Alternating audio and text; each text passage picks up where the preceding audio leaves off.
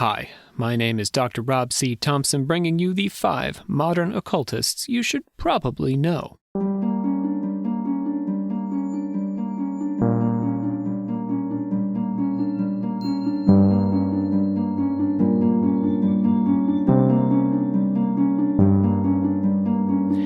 Today's terms are modern and occultist. Modern means any time after 1800, or what we might call the scientific age, and occultist refers to people who seek to actively draw on or control supernatural forces.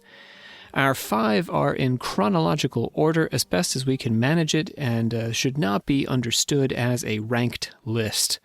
Let's get into it. Emanuel Swedenborg.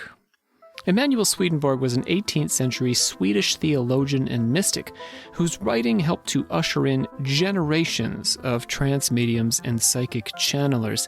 At the age of 54, Swedenborg began to experience dreams and visions in which he traveled to heaven and hell. The evil spirits residing in hell were actually the ghosts of dead humans who had been evil in their lifetimes, and they had at one time exerted influence on the living, that is, until the intervention of Jesus Christ separated them off from humankind. One of Swedenborg's revelations was that the Last Judgment had come and gone in 1757, the year before he made this discovery. This judgment had taken place in the spiritual world rather than on earth, an idea that would be picked up by Christian occult theologians like the free love advocate John Humphrey Noyes in the century to come.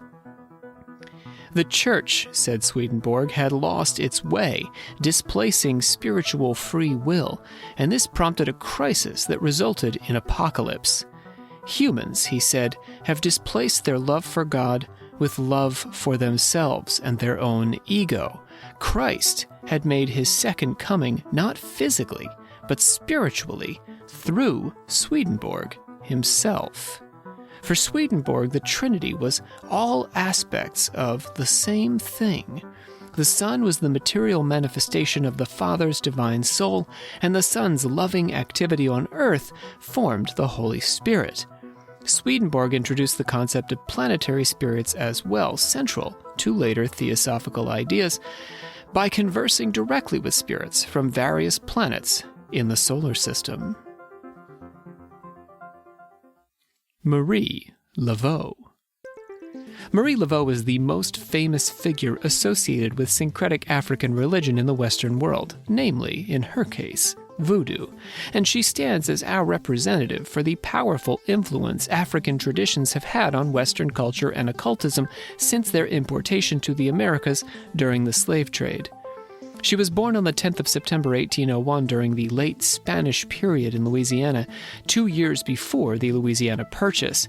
After a failed marriage to a Haitian freedman named Jacques Paris, Marie started a relationship with a veteran of the Battle of New Orleans, Christopher Glapion, in 1825, which lasted for 30 years until his death. He was a white man of pure French ancestry, but the community in which they lived identified him as colored, and she was granted a pension from the military after his death. Together they had 5 children, of which only 2 daughters reached adulthood. After the birth of the first child, Marie moved into her house on St. Anne Street across from Congo Square.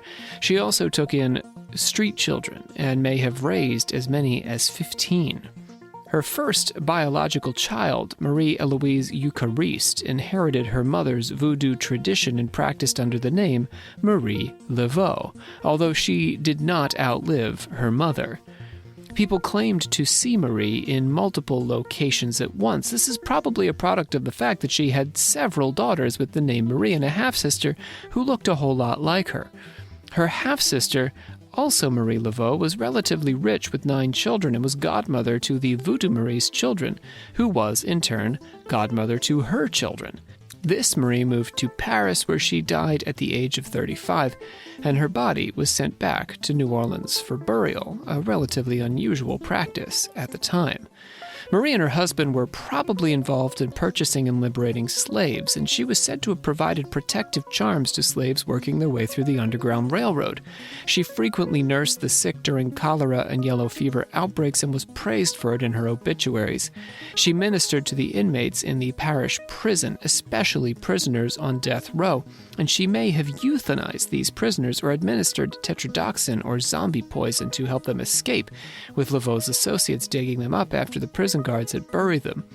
She set up an altar in the prison cell for the condemned well into her 70s.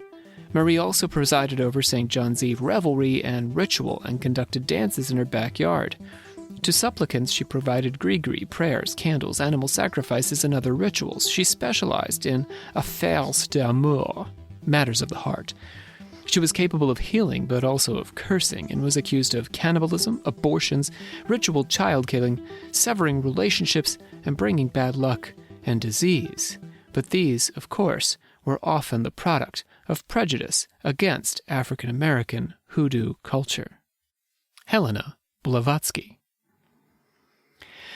Helena Petrovna Blavatsky was a remarkable person, easily one of the most colorful and arguably one of the most influential figures of the 19th century. Along with her close friend and companion Henry Steele Olcott, she founded the Theosophical Society in the United States in 1875. She bridged Eastern and Western religious traditions, bringing Hindu and Buddhist ideas to American and European believers. And she produced some of the most controversial occult phenomena ever recorded, like, for example, causing long-lost heirlooms to appear in flower beds and teacups to materialize underground. Blavatsky was a quintessential outsider, a Ukrainian-born immigrant in America, and then after she moved to the British Raj, a Ukrainian-born immigrant in India. She was also a woman of position and authority. Some followers would literally drop on their knees to kiss the hem of her skirt, while detractors wrote scathingly of an ugly, masculine Russian woman crisscrossing the globe and deluding credulous fools wherever she went with her conjuring tricks. Perhaps the signature claim of Blavatsky's occult career, the theory and power behind all of these feats and phenomena, was that she was the public face of a secret group of occult masters, inaccessible to the average human. She served as their messenger, passing materialized letters and facilitating astral projections from this secret cabal who had hidden themselves away from the world. She called them the Great White Lodge. Initially, these masters were a far-flung group situated around the globe, operating under the auspices of an organization called the Brotherhood of Luxor, somewhere in Egypt. Then, Blavatsky focused her allegiance on a secret Eastern Brotherhood of Indian Mahatmas centered in Tibet and the Himalayas. Blavatsky published 2 major tomes in her career, both written with significant supernatural aid from the adepts of the Great White Lodge. The first book, Isis Unveiled, was an effort to eclipse spiritualism with occultism and defend occultism against its scientific and Christian detractors. In Isis, Blavatsky argued for the existence of a complex hierarchy of spirits stretching from elementals up to planetary spirits with human souls somewhere in between. Her second and best-regarded book was The Secret Doctrine, which took her 3 years to write and was published in 1888. The Secret Doctrine blends Western philosophy and occultism with Indian philosophy and religion. According to Blavatsky, the Buddha attempted to disseminate the knowledge of India's jealous Brahmin priests, and so they went back to the official Upanishad texts and shortened the originals in order to better conceal these secrets by distorting the meaning to contradict the Buddha's revelations. Blavatsky's book is the master key to the Upanishads, the hidden knowledge stolen by the Brahmins and recorded in the Book of Dzyan. The Book of Dzyan reveals the true esoteric meaning not only of the Upanishads, but occultism generally. The first book focuses on cosmogenesis, or the creation of the world, and the second on anthropogenesis, or the creation of humanity. Through The Secret Doctrine, Blavatsky introduced the serpents of wisdom, enlightened beings responsible for elevating humankind and the evolution of the races through various epochs and civilizations, including Atlantis and Lemuria. While fascists attempted to co-opt Blavatsky as a champion for blood purity, she argued that the blending of the races taking place in America would introduce the next root race, essentially promoting interracial marriage. Aleister Crowley. Aleister Crowley is the most famous of the fin de siècle occult revivalists, with a career that lasted well into the 20th century. The concept of an occult revival is a bit of a misnomer, given that important occult thinkers like Eliphas Levi and Edward Bulwer-Lytton were practicing and writing decades before the Hermetic Order of the Golden Dawn was founded. The revival is known for bringing Renaissance occult traditions, including astrology, Kabbalah, and Rosicrucianism, back into the popular consciousness. Crowley, called in his lifetime the wickedest man in the world, had a particular talent for attracting attention and generating interest in the so-called revival. He invited the public to rituals where he dosed them with hallucinogenics and hosted elaborate sex rituals that got him banned from Italy. He may have even served as a spy for the Allies during the First World War. Aleister Crowley was born Edward Alexander Crowley on the 12th of October, 1875, the same year Blavatsky and Olcott founded the Theosophical Society. His father, Edward, made his fortune selling ales and then retired to preach for the Plymouth Brethren. His father died when he was 11, and he lost his virginity to a servant girl with a crush when he was 14. Crowley nearly died when he lit an oversized firework on Guy Fawkes Day and was out cold for 96 hours. He had a stormy relationship with his mother, who called him the Beast from Revelation, but he later owned up to the name to market himself to the world. Crowley had three major passions: women, climbing mountains, and the occult. He arrived at the first two early in life, and the third one as a young adult. After graduating from Cambridge, he met a mountaineering chemist named Julian Baker, who in turn introduced him to the alchemist George Cecil Jones.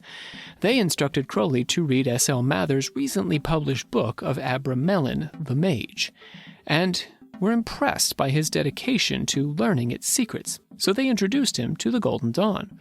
Crowley became a neophyte at 2 p.m. on the 26th of November, 1898. A close confederate of S.L. Mather's, Crowley was pivotal in the split Mather's caused within the order. Mather's challenged Golden Dawn founder William Wynne Westcott over who had an authentic connection to these secret chiefs or hidden occult adepts who had inspired the order. Crowley, annoyed that he hadn't been elevated to the highest level, helped to break the Golden Dawn into pieces. During a trip to Cairo with his first wife, Rose, Crowley attempted to while away the hours by entertaining her with some sylphs of the air. Rose couldn't see them, but she was struck by a strange mood and started repeating to Crowley, "They are waiting for you." This annoyed him. Rose gave him instruction to invoke Horus, which he thought was rubbish, but she pressed him, telling him not to omit one detail. Crowley performed Rose's ritual at noon in full regalia through an open window. The ritual failed, in part because Crowley felt exposed and ridiculous. Rose allowed him to try again at midnight, and this time it was a resounding success. The following month, at Rose's instructions, he waited for a voice which gave him the text of the 3 chapters of the Book of the Law, which is the Law of Thelema. The book argued that humans could emancipate themselves from all limitations and erase all sense of difference between things. People should liberate themselves from any imposed moral structure and follow the rule of the law, to do what thou wilt. This doesn't mean to do anything you want at any time, although it's often interpreted that way. We need to be in touch with our inner Godhead and follow the direction it provides. This is following our will. Crowley says, "It is a lie, this folly against self. Self-sacrifice makes no sense, but neither does lying. We should always speak our truth and be in tune with it. We also shouldn't claim to have ownership over anyone other than ourselves. This alleviates a lot of sexual strictures." A body of secret initiates conveyed these secrets and would continue to gradually over time. Or at least, that's what Crowley told us. Gerald, Gardner, and Doreen, Valiente. I'm cheating here and sneaking in an extra occultist you should know about, and that's in part because we cannot speak about the founders of Wicca as one, but rather two. Gerald Gardner was born in 1884 and spent most of his adult life in Malaysia. He retired in 1936 and moved to England, where he and his wife joined a nudist club in North London. With the advent of World War II, he moved to Highcliffe, where he met members of a Rosicrucian order. In 1939, he was initiated into a coven of witches practicing Wicca, or the old religion. No one knows if Gardner really was initiated into this coven, or if he made it up. There's a story that Aleister Crowley had been offered initiation into a coven of witches decades earlier, but refused because he didn't want to be bossed around by a bunch of women. Gardner knew Crowley and was admitted into the OTO in 1946, just a year before Crowley died. Gardner's association with the Ordo Templi Orientis Order of the Golden Dawn, and Freemasons, gave early Wicca its heavy ceremonial touch, including robes, daggers, and cups. Gardner said that he had only inherited portions of the rituals, which likely came from Renaissance Italy, and he needed to flesh out some of the rituals' contents himself. Gardner's sources included Margaret Murray, Crowley's Book of the Law, Robert Graves's The White Goddess, and Charles Leland's Aradia, or Gospel of the Witches. Gardner introduced the goddess into the cult, although she was second to the horned god, an inversion of modern Wiccan practice, but he privileged the high female priestess, who was essential to the ritual. He speculated that the witch cult was derived from a matriarchal Stone Age culture. Early in his practice, he was joined by High Priestess Doreen Valiente. In 1952, she read an article about the opening of a folklore center with resident witch Gerald Gardner and wrote to him. After gauging her opinion on ritual nudity, he admitted her into the coven in 1953.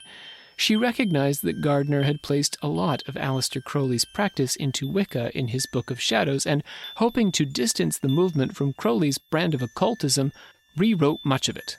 Gardner's hunger for publicity, coupled with his admission of two new younger members, Jack Bracelin and his girlfriend Dionys, turned Valiente off. She tried to rein Gardner in, but he published a new set of rules for the coven, limiting the High Priestess's power, and she left to form her own group, splintering the movement.